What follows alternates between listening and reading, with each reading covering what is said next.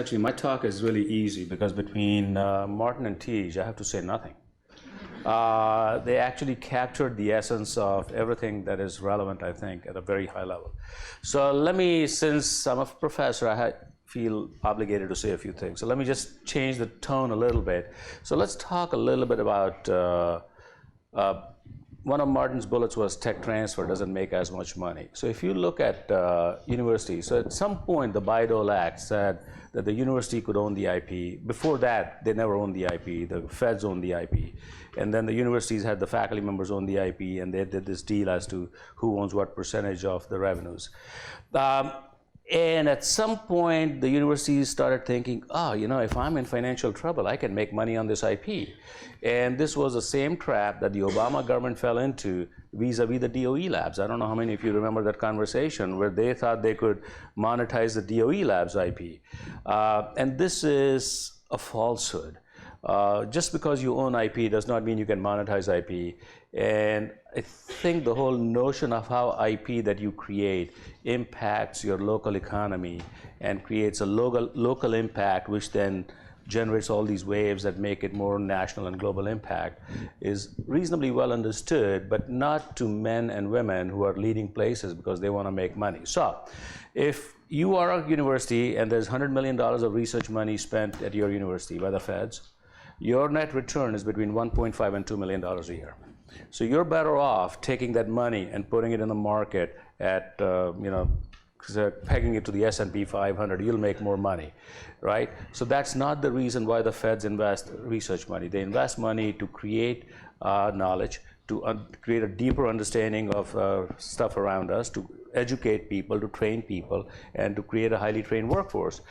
I think we as chancellors and leaders of institutions have to find a way to zero the friction between knowledge creation and knowledge dissipation or dissemination.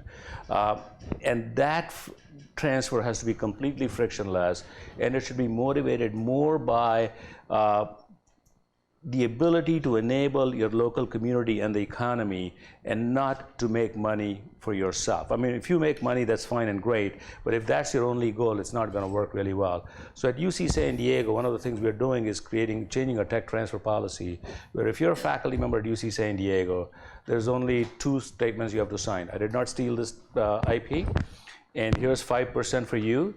And in return, the chancellor says, I'm going to light a candle for you every morning for you to succeed.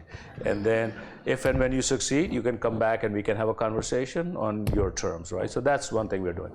Secondly, we are heavily invested in improving and increasing our research portfolio. So UC San Diego, our research portfolio is close to $1.1 billion a year. So in the UC system, depending on UCSF or UC San, on the year, it's one of these two is at the top of the pyramid, and we are like number 5 in the country, which is the reason why San Diego is such a vibrant place. And the second point I want to make is you cannot have a vibrant city and a vibrant community without a reasonably high-powered university, or it's very difficult to have a vibrant city or a vibrant economy around you. And you can look around the cities in this country and you will see that if you don't have a great university in your state is lagging in economic development. And especially in this economy, which is tech-driven, science-based, it's completely a STEM-based economy, which is driving all the value creation and the value generation. So as a state, you have to have high-powered universities.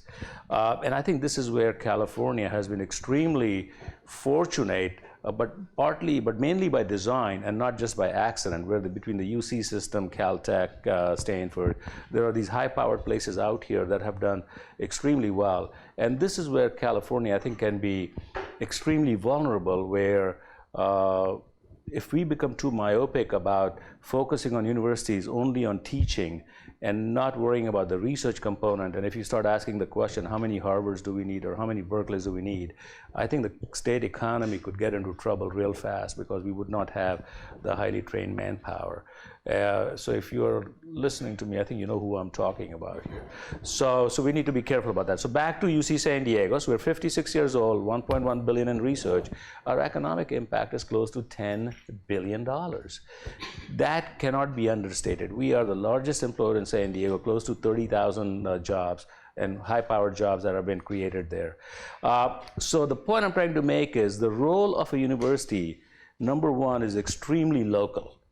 And it's extremely impactful. And one cannot just be thinking about your university being only internationally influential. I mean, don't get me wrong, we are internationally influential in the research we do, the ideas we create, but when it comes to economic impact, it's extremely local.